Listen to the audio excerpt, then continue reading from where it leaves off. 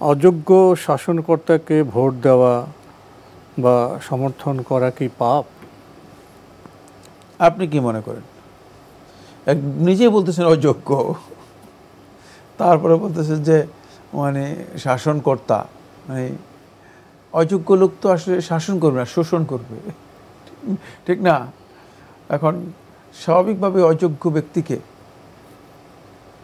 এমন কোনো স্থান দেওয়া জায়েজ নেই যেখানে গেলে সে উম্মার অথবা জাতির অথবা অধীনস্থদের ক্ষতি করবে যোগ্য না হওয়ার কারণে। যোগ্য না হওয়ার কারণে। এটা হারাম, এটা একেবারেই হারাম।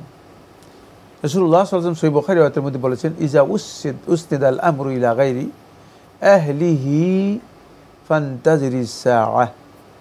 যখন তুমি দেখবে ইজা উসনিদাল আমরু ইলা গায়রি আহলিহি, অযোগ্য ব্যক্তিদের কাছে মানে বড় বড় দায়িত্ব ন্যস্ত করে দেওয়া হচ্ছে, তাহলে চোখ বন্ধ করে কিয়ামতের অপেক্ষা করো, অবস্থা খারাপ। মানে তোমাদের সবার 12টা বাজে দিবে। কিয়ামত বলতে এটা হতে পারে যে ওই আসল কিয়ামতের কথাই বুঝিয়েছে।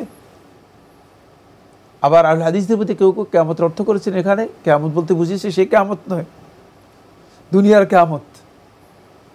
কারণ অবস্থা 12টা বাজিয়ে দিবে, ক্ষতি করে দিবে।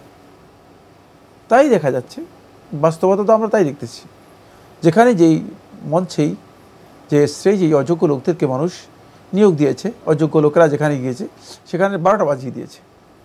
সুতরাং অযোগ্য লোকদের হাতে ক্ষমতা দিলে এটা যেমন ক্ষমতা দেওয়াটাও হারাম এবং ক্ষমতা তারা গ্রহণ করাও হারাম, আর এর পরিণতি অত্যন্ত ভয়াবহ।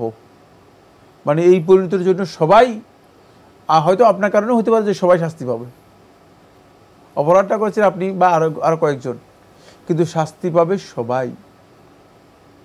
এই কারণে ইসলামী শরীয়তের মধ্যে জায়েজ নেই অযোগ্য ব্যক্তিকে কোনোভাবে দায়িত্ব দেয়া। বরং আল্লাহ রাব্বুল আলামিন সূরাত আন-নিসা এর মধ্যে আল্লাহ সুবহানাহু ওয়া তাআলা এটাকে আরো স্পষ্ট করেছেন। সূরা নিসার 59 নম্বর আয়াতে আল্লাহ সুবহানাহু ওয়া তাআলা এই বিষয়টি এভাবে বলেছেন, ইন্নাল্লাহা ইয়া'মুরুকুম আন তুআদ্দুল আমানাতি ইলা আহলিহা, যে আল্লাহ তাআলা তোমাদেরকে নির্দেশ দিচ্ছেন আন তুআদ্দুল আমানাতি ইলা আহলিহা, তোমরা যেন আমানতগুলোকে তাদের হকদার যারা, যোগ্য যারা, আহালের দুটি অর্থ।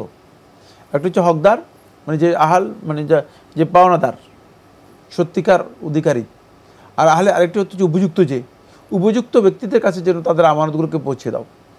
আমানতের মধ্যে রাসূলুল্লাহ সাল্লাল্লাহু আলাইহি ওয়াসাল্লাম যখন দায়িত্বের কথা বলেছেন, তখন আবু যর গিফারি বর্ণিত সহিহ বুখারী riwayat-এর মধ্যে এসেছে, রাসূলুল্লাহ সাল্লাল্লাহু আলাইহি ওয়াসাল্লাম বলেছেন কি, আবা যর ইন্নাহা মাসউলিয়া ইন্নাহা আমানা, হে আবু যর, এটা দায়িত্ব, আর দায়িত্ব এটা আমানত, এটা সহজ নয়, এটা আমানত। তুমি হয়তো মনে করেছো দায়িত্বটা মনে হয় যেন পাইলাম আর একটা দায়িত্ব, একটা বড় কিছু হয়ে গেলাম, না, এটা দায়িত্ব, কঠিন বিষয়। এবং দায়িত্ব যে দায়িত্বের মূল যেই চেতনা, মূল যেই দায়িত্বের দাবি, সেটা হচ্ছে এটা আমানত আল্লাহর পক্ষ থেকে। তাই ওই আমানতটুকু যদি সত্যিকার আমানতের যারা উপযুক্ত তাদের কাছে না দেওয়া হয় তাকে, এই কাজটি অবশ্যই হারাম হবে, কোনো সন্দেহ নেই, কোনো সন্দেহ নেই। তাহলে তো পাপও হবে। জি।